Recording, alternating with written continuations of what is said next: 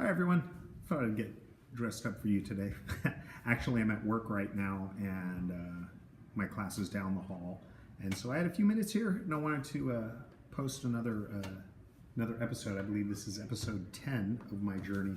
As I'm looking at the description of episode 9, there was a lot going on. I said I was a month away from my next MRI, a week away from the second annual Sacramento Brain Freeze, less than a week away from being featured in a local publication. And so let's talk about where we are now. It is December 3rd, 2018. So it's been a couple of months since I've had a chance to post an episode here. So I apologize for taking so long. First off, let's talk about the magazine article. Yeah, it came out. A gentleman by the name of Aaron Carnes.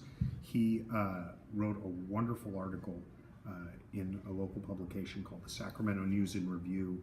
And it was a wonderful experience to sit down with him and to talk to him, be interviewed by him, and he came to a couple of events and interviewed friends of mine and interviewed family members, and I think it did a great service to our community in helping educate people in my immediate community about brain health and brain tumors. And still, you know, when I mention brain tumor, there's a lot of people who naturally assume cancer, and so it's important to educate people that there's a difference between having an acoustic neuroma and having a cancerous tumor.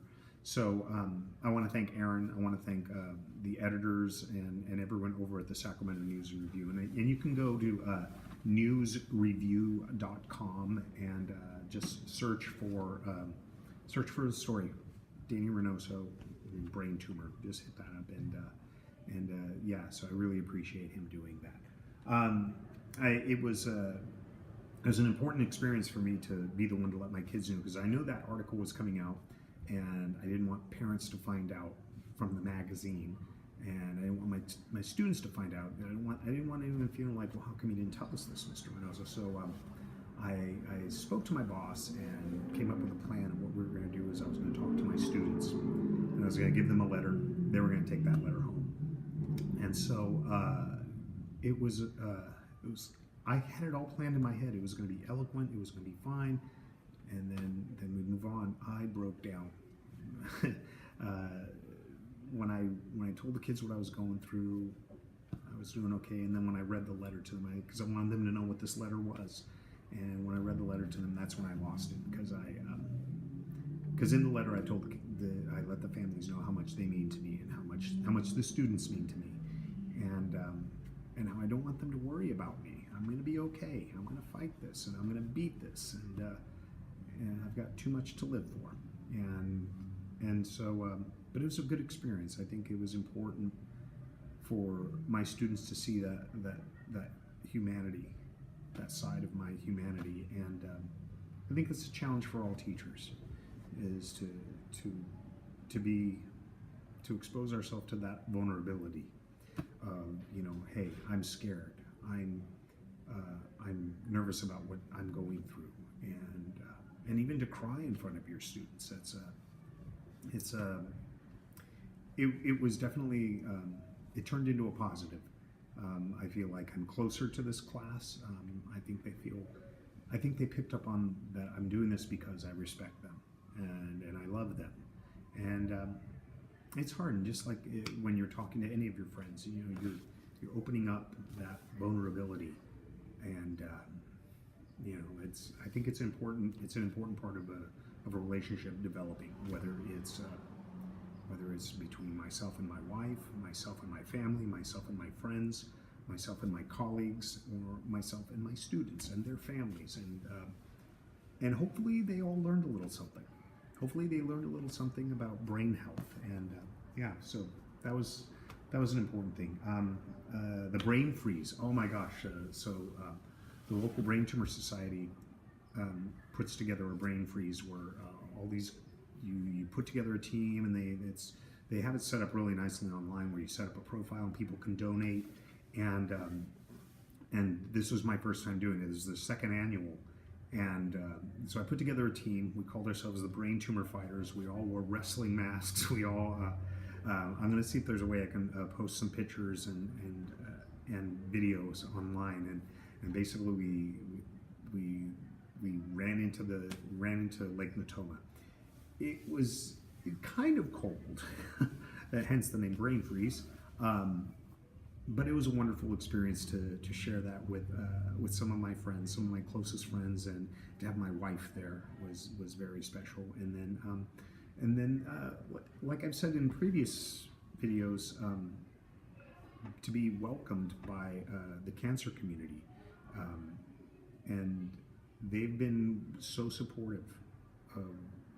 The ones that I've been fortunate enough to meet, they've been so supportive of my journey, and they definitely don't disregard my tumors because it's not cancerous. They're like, no, you're one of us, Dan, and that meant a lot. And so I can't even say it enough how much the cancer community has supported and welcomed me. So I really appreciate that.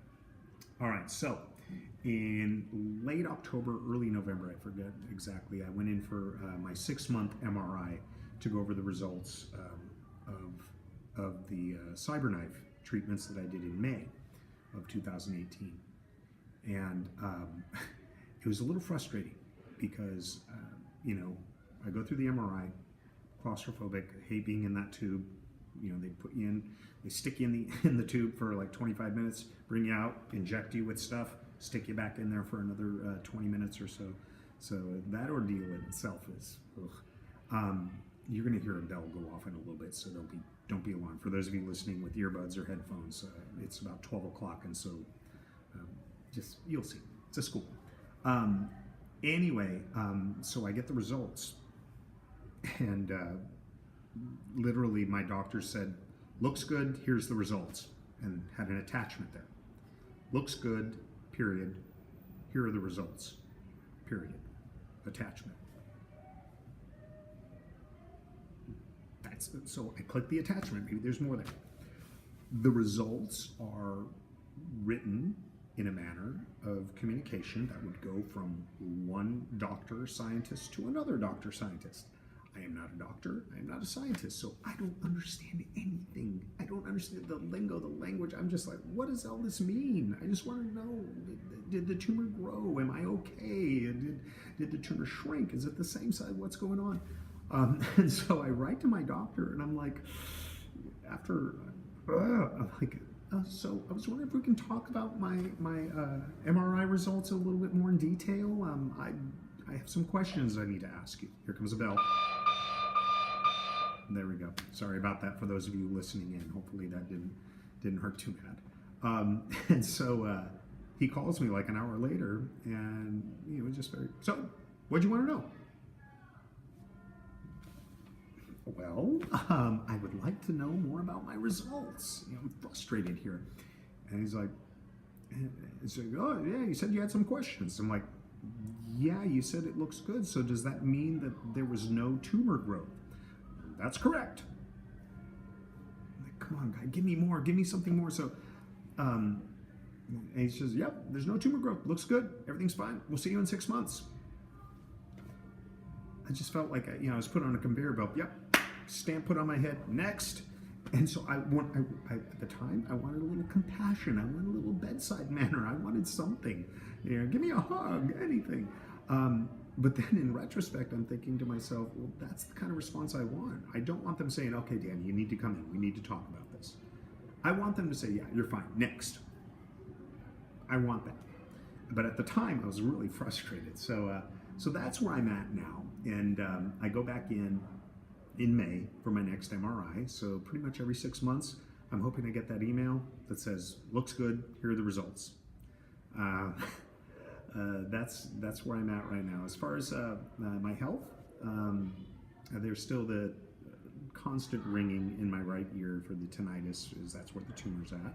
I'm thinking my next tattoo is going to be, when you turn down the sound and there's the speaker with the slash through it. I think I'm going to get that right here, because whenever people are speaking to me, I try and make sure to lean in with not my great ear, but my better ear, And still people will like, I've had people literally, as I give them my left ear, they reach around to whisper something into my right ear.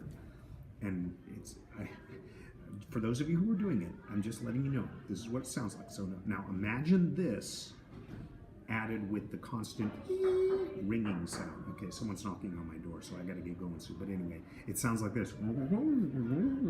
So please don't do that. Anyway, that's where I'm at. I will talk to you guys soon. I'm gonna post a video in a couple weeks. And I wanna thank everyone for everything. And thank you for all the emails. Thank you for the support.